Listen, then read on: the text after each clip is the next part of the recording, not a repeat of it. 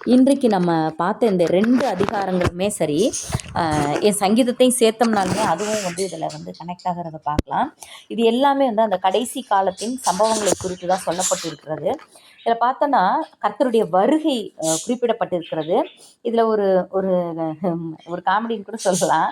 ஜீசஸ்கிட்ட சீஷர்கள் கேட்குறாங்க, ஆண்டவரே நீங்கள் உங்களுடைய வருகையின் அடையாளம் என்ன அப்படின்னு சொல்லிட்டு கேட்குறாங்க.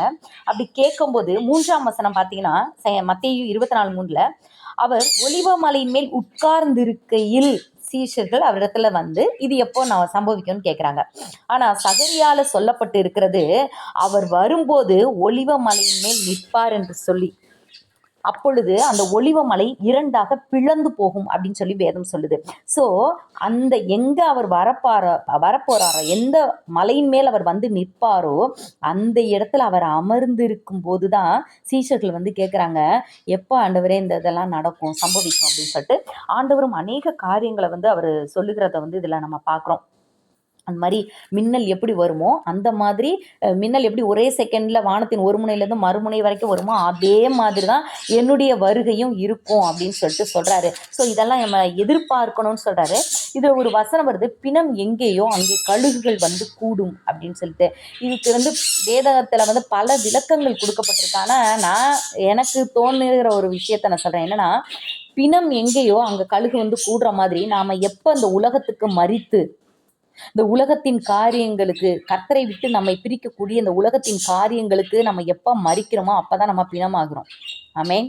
எப்படி பிணத்தை சுற்றி கழுகுகள் கூடி கொத்தி சாப்பிட்டு எடுத்துகிட்டு போயிருமோ, அதே போல் கர்த்தர் தம்முடைய தூதர்களை அனுப்பும் போது யார் யாரெல்லாம் அந்த உலகத்தின் காரியங்களுக்கு செத்து இருக்காங்களோ, நீதிக்கு பிழைத்து இருக்கிறாங்களோ அவர்களை அந்த பரிசுத்த தேவதூதர்கள் கூட்டிகிட்டு போயிடுவாங்க. ஹல்லேலூயா என்று நான் விசுவாசிக்கிறேன். ஆமென். ஹல்லேலூயா. இன்னும் கூட நம்ம பார்க்கும்போது நம்ம எப்படி ஆயத்தமாக இருக்கணுன்ற காரியங்கள் தான் இதில் நிறைய இருக்கிறது.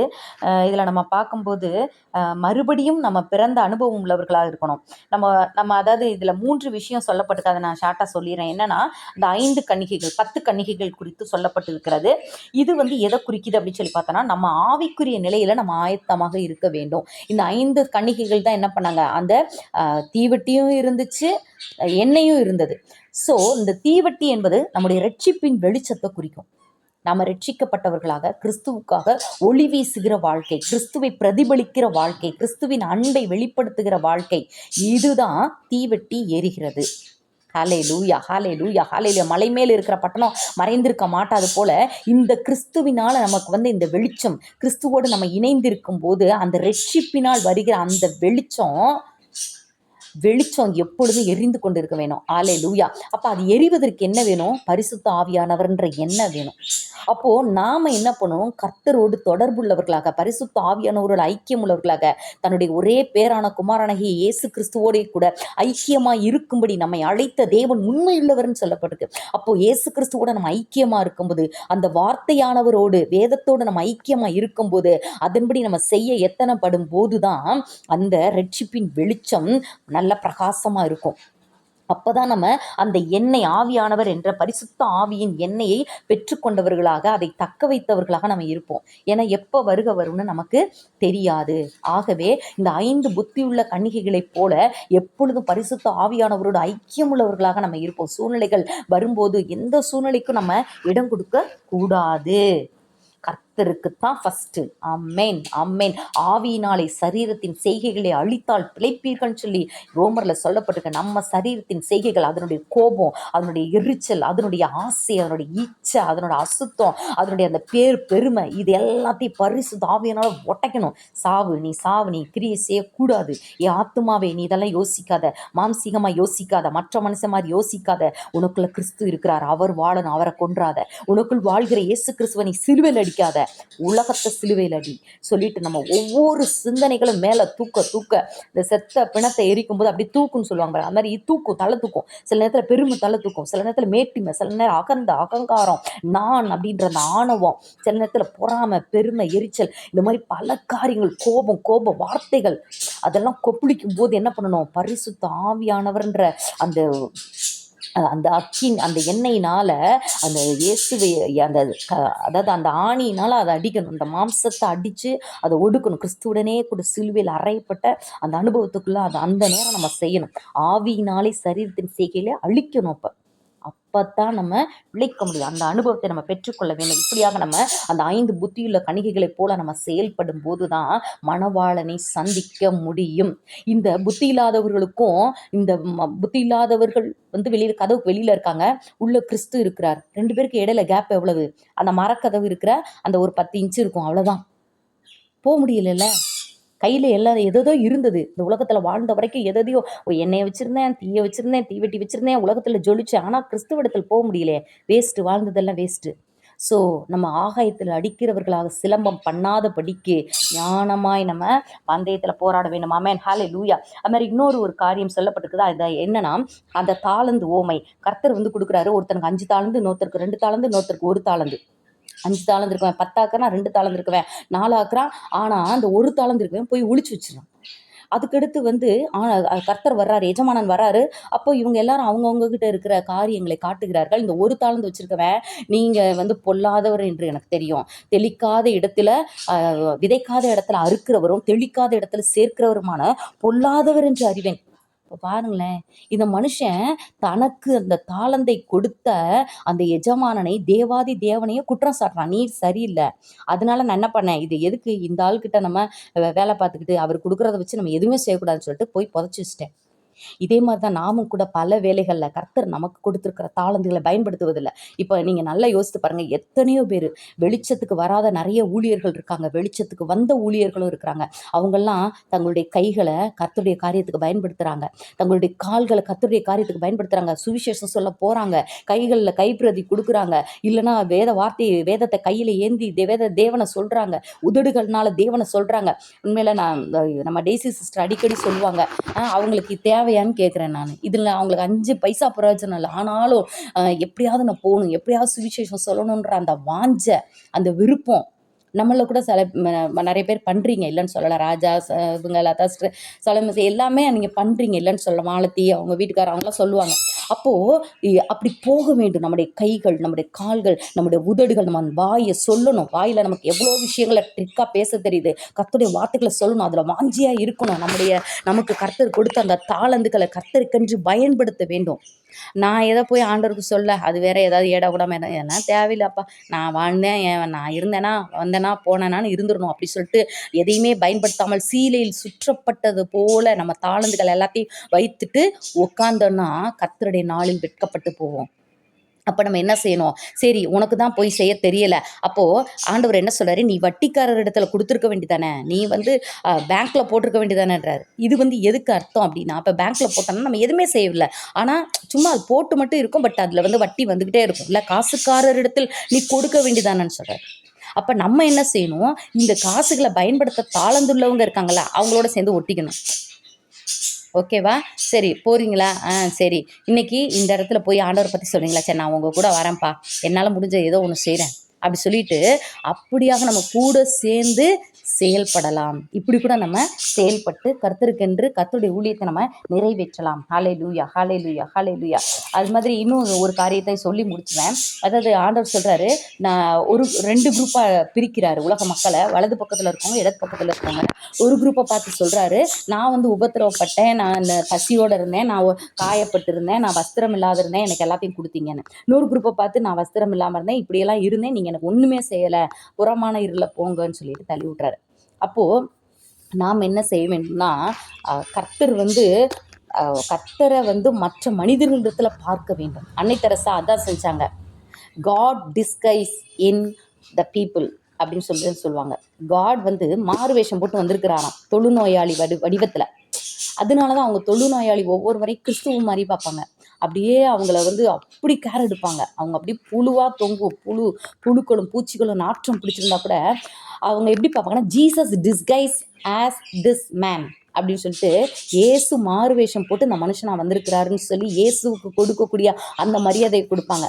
ஏன்னா கர்த்தருடைய சாயல்ல தானே மனுஷர்கள் படைக்கப்பட்டிருக்கோம். அப்போ இவனை கர்த்தர் தன்னுடைய சாயல்ல படைச்சிருக்கிறாரு, கர்த்தருடைய கையில இருந்தானே இங்க வந்திருக்கான், கர்த்தர் கூட ஒருவேளை இந்த வடிவத்துல வந்திருக்கலாம்னு சொல்லி தான் அவனுக்கு கேர் எடுத்தாங்க. அப்ப நாமும் கூட இன்று கஷ்டப்படுகிற ஒவ்வொருவருக்காகவும் பசியோடு தாகத்தோடையும் தேவையோடு இருக்கிறவர்களுக்காக உதவி செய்வதற்கு நம்ம அழைக்கப்பட்டிருக்கிறோம். இப்படியாக ஆவிக்குரிய வாழ்க்கையில அந்த 10க்கு 5 புத்தியுள்ள கன்னிகைகளைப் போலவும் உலகத்துல நம்ம வாழ்கிற காலங்கள்ல நம்முடைய திறமைகள், நமக்கு கர்த்தர் கொடுத்திருக்கிற தாளந்துகளை பயன்படுத்துகிறவர்களாகவும், ஒரு தாளந்தா இருந்தாலும் அதை பயன்படுத்துகிறவர்களாகவும், அதே நேரத்துல கஷ்டப்படுகிறவர்களுக்கு நம்ம உதவி செய்கிறவர்களாகவும், இப்படியாக நம்ம செயல்பட்டு கர்த்தருடைய வருகைக்கு நம்மை ஆயத்தப்படுத்துவோம். ஆமென். அல்லேலூயா. ஸ்தோத்திரம். அடுத்து என்ன சொல்லுங்கப்பா?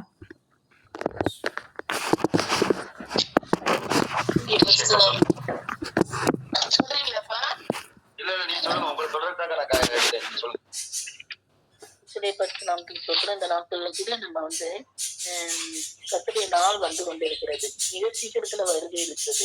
நம்ம வந்து அதை உணராது இருக்கிறோம் இல்லையா? எத்தனையோ தடவை வந்து நம்ம இன்னும் ஏதோ 1000 வருஷம் இந்த உலகத்துல இருக்க போறது போலவும் நம்ம பிள்ளைகளுக்கு சந்ததிகளுக்கு அதை சேர்த்து வைக்கணும், இதை சேர்த்து வைக்கணும், அது இல்ல இது இல்ல, உலக பிரகாரமான காரியங்கள் இல்லைன்னு சொல்லிட்டு அநேக நேரத்துல நம்ம புலம்பிட்டு இருக்கோம். ஆனா வந்து ஆண்டவர் என்ன சொல்றாரு, இந்த நாட்கள்ல அநேகர் என் நாமத்தை தரித்து கொண்டு நானே கிறிஸ்து என்று சொல்லி அநேகரை வஞ்சிப்பார்கள்.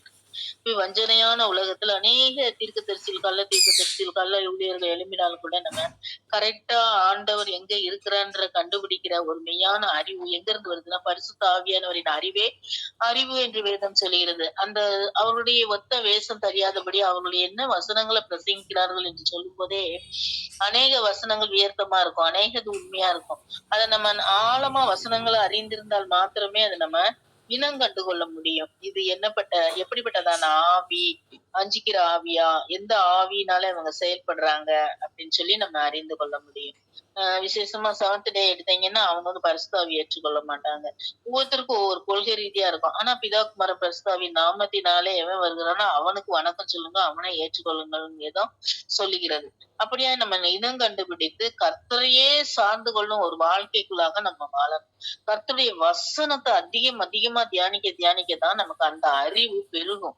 அது நம்மளால முடியாது. நமக்குள்ள இருக்கிற பரிசுத்த ஆவியாகிய எண்ணெய் இருக்கு பாத்தீங்களா, அந்த எண்ணெய் தான் நம்மள வந்து தெளிந்த புத்தியுள்ளவர்களாய் மாற்றி இது உண்மை இது தீமை என்பதை அறிந்து கொள்ளத்தக்கதான ஞானத்துல அவர் நம்மை கொண்டு வருவார். அடுத்து பாத்தீங்கன்னா யுத்தங்களின் செய்திகளையும் இன்னைக்கு வந்து யுத்தம் நடந்துகிட்டு இருக்கு. எத்தனை பேர் அதுக்காக ஜெபிக்கிறீங்கன்னு தெரியல.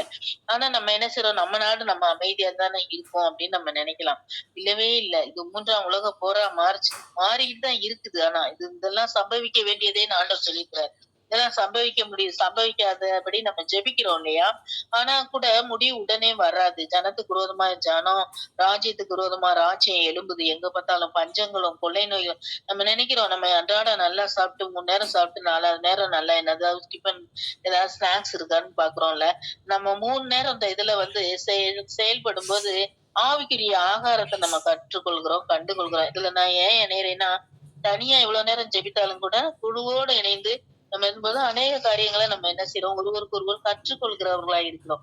அந்த 3 நேரம் ஒரு அப்பத்தை விட்டு சாப்பிட்டு சீசர்களுக்கு எப்படி ஆண்டவர் கொடுத்தாரோ அது போல இந்த இடத்துல நம்ம என்ன செய்யறோம், அப்பம் பிடுறோம். தினந்தோறும் அப்பம் பிட்டு மற்றவங்களுக்கு நம்ம கொடுக்குறோம். அப்படிப்பட்டதான கிருபையை நமக்கு இந்த நாட்கள்ல கதவை திறந்து கொடுத்திருக்கிறார் ஆண்டவர் வாசல்களை. அதனால நம்ம என்ன செய்யணும், கடைசி நாட்கள்ல நம்ம இருக்கிறோம். அநேக உபத்திரவங்களுக்குள்ள நாமத்தின் நிமித்தம் கொலை செய்யப்படும். இது எங்க நடக்குது? நார்த்ல எல்லாம் நடக்குது.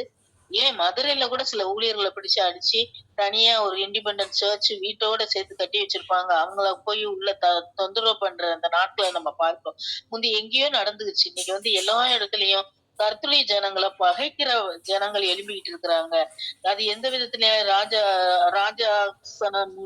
ராஜாங்கத்து மூலமாகவோ அல்லது மத ரீதியாக மற்றவர்களை துன்பப்படுத்துகிற RSS பிஜேபி இயக்கங்களினால அநேக மிஷினரிகள் துன்பப்படுத்த, அநேகர் காரணமின்றி காயப்படுகிறார்கள், அநேகர் சிறையில அடைக்கப்படுகிறார்கள். பாருங்க, இதுக்காக நம்ம என்ன செய்யணும், ஜெபிக்கணும். நம்ம போய் சிறையில் இருந்தேன் என்னை விசாரிக்க வந்தீர்கள், காவலில் இருந்தேன் என்னை விசாரிக்க வந்தீர்கள் சொல்றாரு.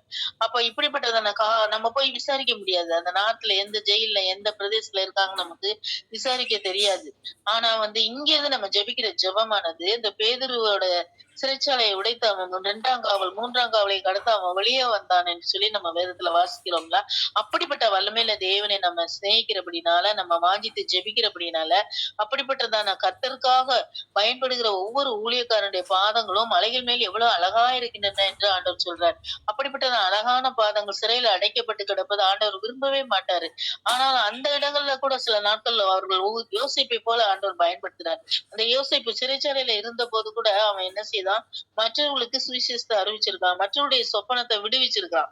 அப்ப நமக்குள்ள இருக்கிற தாளந்த சகோதரி சொன்ன மாதிரி ஒரு தாளந்த வாங்கினவன் புதைச்சு வைக்காது. அப்படி எனக்கு கூட நிறைய சொப்பனங்களுக்கு அர்த்தம் அந்த சொப்பனத்தின் மூலமாவே தெரியும். அந்த சொப்பனம் காணும் போதே ஆவியானவர் எனக்கு வெளிப்படுத்துவார். அப்ப பாருங்க, அந்த சொப்பனத்தை நம்ம அநேகர் என்ன செய்வாங்க, எனக்கு இந்த சொப்பனம் கண்டேன், எனக்கு இது அர்த்தம் சொல்லுங்க சிஸ்டர்வாங்க.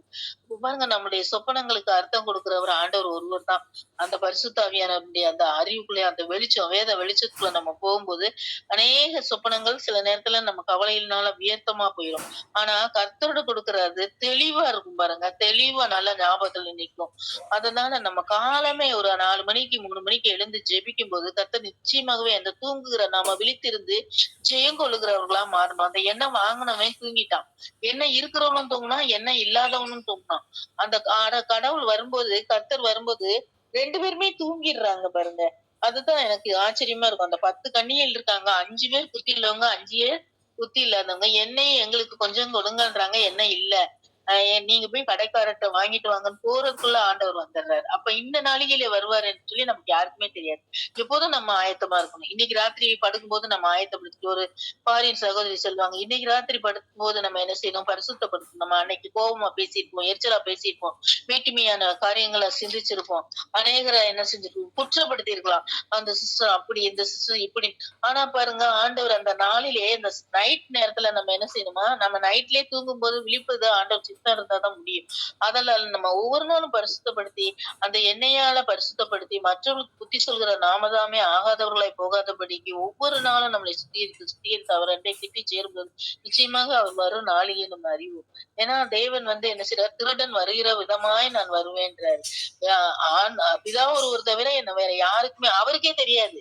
அப்படிப்பட்டதான தேவனை நம்ம வணங்குகிறோம். அப்படிப்பட்டதான தேவன் சொல்கிற ஒவ்வொரு வாக்கியங்களும் ஆம் என்றும் ஆமேன் என்று எழுதப்பட்டிருக்கு. தீர்க்கதரிசிகளின் மூலமாக இந்த பரிசுத்த ஆவியின் வெளிச்சத்துல இதெல்லாம் எழுதி வச்சிருக்கிறாங்க. நம்ம ஒவ்வொரு நாளும் புத்தி உள்ளவர்களா இருந்து கொஞ்சம் என்ன கொடுங்கன்றவங்களா இல்லாதபடி நமக்கு இருக்கிற தாளந்துகளை பெருக பண்ணுகிறவர்களா நம்ம இருக்கணும். மணவாளன் ராத்திரியில வருவார், நடுராத்திரியில அவருக்கு எதிர்கொண்டு போகிற புறப்படுங்கள் என்கிற சத்தம் உண்டாகும் போது நம்ம டக்குன்னு என்ன செய்யணும், விழிப்பா இருந்தாதான் சங்கீதக்காரனை தாவீது கூட சொல்லுவான்ல, அநேக இடத்துல என் இருதயம் விழித்திருந்தது, என் கண்களை அவர் பிடித்து தூங்க விடாத வைத்திருந்தாருன்னு சொல்லி.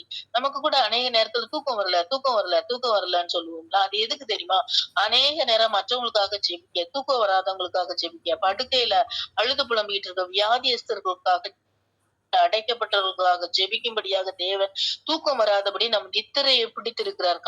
கண்ணின் வெளியை கருவெளியை சும்மா இருக்க ஒட்டாதே என்றாரு. அப்ப நம்ம கண்ணின் கருவெளியை சும்மா இருந்து நம்ம மட்டும் நல்ல மேய்ச்சலை கண்டடைவணும். ஒவ்வொரு நாளும் வேதத்தை வாசித்து தியானிச்சு நம்ம என்ன செய்யறோம், இது பண்றோம், உற்சாகமா நம்ம கலந்து கொள்கிறோம். அதை மற்றவர்களுக்கு நம்ம பங்கிட்டு கொடுக்கும் போது அநேக பாத்திரங்கள் நிரப்பப்படும். அன்னைக்கு கடங்காரியாகி அவ அநேக ஒண்ணுமே இல்ல, ஒரு குடம் எண்ணெய் இருந்துச்சு, அந்த எண்ணெய் எடுத்துவான்னு சொல்லிட்டு அந்த எண்ணெய் என்ன செய்தாரு ஆண்டவரு, அந்த தீர்க்கதரிசி அப்படியே பக்கத்து வீட்டுல இருக்கிற எல்லா பாத்திரங்களையும் நிரப்பினார். அப்ப நம்மகிட்ட ஒண்ணுமே இல்ல, நம்மகிட்ட பரிசுத்தாவியா எண்ணெய் இருக்கா, ஜனங்களை கூட்டுங்க, வீடுகள்ல மற்றவர்களுக்கு அந்த எண்ணெயை ஊற்றுங்க. அவங்க அபிஷேகம் பெற்றவர்களை அநேக ஆத்துமாக்களை கொள்ளைப்பொருளாய் கொண்டு வர முடியாத கருவிகளாக அவர் தேவன் எடுத்து பயன்படுத்துவார். சகோதரி சொன்னது போல உங்கள்ட்ட ஒண்ணுமே செய்ய முடியாது, இன்னொருட இணைங்க. 2 பேரை தான் ஆண்டவர் சீசர்களை அனுப்பினார். அப்ப அந்த 2 பேரா நம்ம இணைந்து ஜெபிக்கும் போது, இன்னைக்கு நம்ம 10 பேர் இணைஞ்சிருக்கிறோம்னா 10 பேர் எத்தனை பேரை பிடிக்கலாம், 10,000 பேரை. ஒருவர் 10 பேரையும், இருவர் 10,000 பேரையும் துரத்துவீர்கள் என்று வேதவசனம் சொல்லுது. நம்ம 10 பேர் எத்தனை லட்சத்தை பிடிக்கலாம், 10 லட்சத்தை 10 கோடியை கூட பிடிக்கலாம். எப்படின்னா தேவ வசனத்தின் மூலமாக, வாஞ்சையுள்ள ஜெபத்தின் மூலமாக, அழுகையின் கண்ணீரோடு நம்ம ஜெபிக்கும் போது கர்த்தர் நிச்சயமாக அநேக கூட்டங்களை நமக்கு கொண்டு வந்து தருவார். அநேகரை நம் மண்டையிலே சேர்த்து கொண்டு வருவார். அதுதான் தேவன் நமக்காக சத்தியத்தை கையில கொடுத்திருக்கிறார். நித்தியம் போகிற வரைக்கும் அந்த சத்தியத்தை ஏந்தினவர்களாய், அந்த எண்ணெயாய், அந்த வெளிச்சத்தை தீவெட்டியை மற்றவர்களுக்கு வெளிச்சத்தை காண்பிக்கிறவர்களாய் நீங்கள் இருக்கணும்னு சொல்லி ஆண்டவர் விரும்புறார். அந்த 10 கன்னிகைகளும் தூங்குனது போல நம்ம என்ன செய்யணும், என்ன இருக்கிறவங்களும் தூங்கிட்டாங்க பாத்தீங்களா? அப்ப அந்த பரிசுத்தாவியின் வரத்தை பெற்றவங்களும் அபிஷேகம் பெற்றவர்களும் தூங்குனா யார கொண்டு ஆண்டவர் மற்றவங்களை தட்டி எழுப்ப முடியும்? தூசிலையும் கண்ணீர்லயும் கண்ணிலையும் வியாதியிலும் படுத்திருக்கவங்களை தட்டி எழுப்பணும்னா நீங்களும் நானும் விழித்திருந்தால் மாத்திரமே அந்த மனுஷகுமாரன் வரும் நாளிலேயே நீங்களும் நானும் அறியாதபடியினால் விழித்திருங்களா? அருமையான வசனம் பாருங்க. நமக்கு தெரியல, அதனால நம்ம எப்போதுமே விழித்திருக்கணும். எப்போதும் விழித்திருக்கவன் என்ன செய்ய மாட்டான், பயப்பட மாட்டான். எது வந்தாலும் திடீர்னு ஒரு பேயே வந்து நிக்குதுங்க. இங்க முன்னாடி நாள் நான் தூங்கும்போது பாத்தீங்கன்னா எனக்கு தூக்கமே வரல. 11:30 மணிக்கு இந்த வீட்டுக்கார செல்லாம் போட்டு நோண்டிக்கிட்டே இருந்தாங்க. அந்த சவுண்ட் எனக்கு பிடிக்கல. ஏன்னா மாத்திரை போட்டோன்னே தூங்கணும். நான் அதை சாட்சியா தான் சொல்றேன். அப்ப பாருங்க, ஆண்டவரே எனக்கு இந்த ஜில்னஸ் சேரல, இந்த காலெல்லாம் இழுக்குது, திரும்ப உடம்பெல்லாம் அப்படியே டைட் ஆகுது. இந்த ஏசி வந்து நமக்கு கெடுதிதான். அப்படி டைட் ஆகுது அப்படின்னு சொல்லிட்டு ரத்த ஓட்டம் நலங்கள்லாம் டைட் ஆகுதே, வலி எடுக்குதேன்னு சொல்லிட்டு ஆஃப் பண்ணி பாருங்கன்னா ரிமோட் எங்க கிடக்குனே தெரியலன்ட்டு அவங்க ரிமோட் எங்கிட்டு வச்சாங்கன்னே தெரியல. அப்ப பாருங்க, என்னால வந்து எந்திரிச்சியோ ஆஃப் பண்ண முடியல. அடுத்த ரூமுக்கு வந்து படுத்தா ஒரு அம்மா வருது, அதுக்கு பக்கத்துல ஒரு பயங்காட்டர் இருக்கு. நான் சொல்லல, அநேக காரியங்களை நமக்கு வெளிப்படுத்துவாரு. அந்த சர்ப்பம் அப்படியே பயங்கரமான ஒரு அனகொண்டா மாதிரி ஒரு இதா இருக்கு. அப்ப வந்து ஒரு சத்தம் கேக்குது, இதை அப்புறம் வெட்டிக்கலாம், நீ பேசாம என்ன செஞ்சு ஜெபம் பண்ணி தூங்கு அப்படின்னு. அது அப்புறம் வெட்டிக்கலான்றார். அப்ப பாருங்க, கட் பண்ணவும் நமக்கு அதிகாரம் கொடுத்திருக்கிறார். சத்ருவின் தலையை ராகாவை துண்டித்தது நீதான் அல்லவா அப்படின்னு சொல்றாரு. அந்த லிவியாதான் என்ன பாம்பை நீங்கள் நானும் துண்டிக்கணும், அதை கட் பண்ணணும். நிறைய நேரத்துல நான் என்ன செய்வேன், பாம்பை மீன் மாதிரி கட் பண்ணி போடுவேன். அப்படி ஒரு கனவு வரும். அப்பன்னா வந்து சர்ப்பங்களின் தலையை நசுக்குவீர்கள் என்று வேதம் சொல்லுகிறது. அப்ப பாருங்க, நம்ம ஒவ்வொரு நாளும் சத்ருவின் தலையை நசுக்குனாதான், ஒவ்வொரு நாளும் தூங்க விடாம நம்ம எத்தனையோ பேருக்கு ஜெபிக்கும் போது அந்த டிஸ்டர்ப் பண்ணும். அந்த சில ஆவிகள் வந்து டிஸ்டர்ப் பண்ணும். அம்மன் ஆவி, அந்த அம்மா மாதிரி வந்தது அந்த இது, அதுக்கு பக்கத்திலேயே சர்ப்பம் ரெண்டும் இணைஞ்சு வருது. அப்ப பாருங்க, தேவாதி தேவன் அது சர்ப்பத்தின் தலைய தெரியாம, சர்ப்பன்றதை அவங்க தெரியாமலே அதை வணங்குறாங்க இல்லையா? அப்படிப்பட்டவங்களுக்காக நம்ம ஜெபிக்கும் போது நிச்சயமா நமக்கு நிறைய ஆசீர்வாதங்களை ஆண்டவர் நமக்கு தருவார். வேலையாள் கூலிக்கு பாத்திரனா இருக்கிறது போல நம்ம கூலிக்கு பாத்திரனா இருக்கிறோம். அநேக நேரம் ஆயிடுச்சு, நான் அதை முடிக்கிறேன். அதனால 10 கனியிலும் தூங்குனது போல என்ன இருக்கிற நம்ம பரிசுத்தாவின் அபிஷேகத்தை எல்லாருமே பெற்றிருக்கிறோம். ஏறக்குறைய எல்லாருமே பெற்றிருக்கோம் பரிசுத்தாவின் அபிஷேகத்தை. அவங்க நிரம்பி ஜெபிக்கும் போது கர்த்தர் நிச்சயமாகவே அநேக ஆத்மாக்களை கொண்டு வருவார்.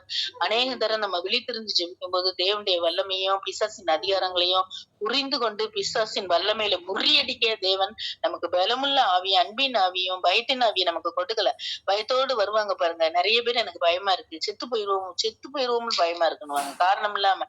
அது யார் கொண்டு வர்றது? சாத்தான் கொண்டு வர்றான். அதை வந்து நம்ம இடங்கண்டு அவங்களுக்கு சொல்லி கொடுக்கும்போது அவங்களும் நம்மள தேறினவர்களா மாற முடியும். யாருடைய வார்த்தையை நம்ம என்ன செய்யக்கூடாது, கனீனப்படுத்தக்கூடாது. அவங்க ஒண்ணுமே தெரியலையாம இருக்காங்க, அப்படி இல்லை. இந்த தெரியாதவங்களுக்கு புத்தி சொல்லி அவங்கள ஆண்டவருடைய அன்புக்குள்ள இழுக்கிறோம் பாருங்க. அதுதான் மெய்யான ஒரு பரிசுத்த வாழ்வு, மெய்யான ஒரு பரிசுத்த மற்றவங்களுக்கு சொல்லி கொடுக்கிறோம். கர்த்தர் தாமே இந்த வார்த்தைகளை ஆசீர்வதிப்பாராக. 5 நிமிஷம் கூட பயிற்சி பண்ணீங்க. கர்த்தர் தாமே இந்த வார்த்தைகள் உங்களுக்கு பிரயோஜனமா இருக்கும் என்று நான் விசுவாசிக்கிறேன். கர்த்தருக்கே கொடான கூடிய ஸ்தோத்திரம், அவருடைய நாமத்துக்கே மகிமை. ஆமென். ஹல்லேலூயா. கர்த்தருக்கே மகிமை உண்டாவதாக. தேங்க்யூக்கா. ஸ்தோத்திரம். நம்ம அப்படியே ஜெபம் பண்ணுவோம். ஸ்தோத்திரம் ஆண்டவரே, உம்முடைய வார்த்தையின்படி வானமும் பூமியும் ஒளிந்து போன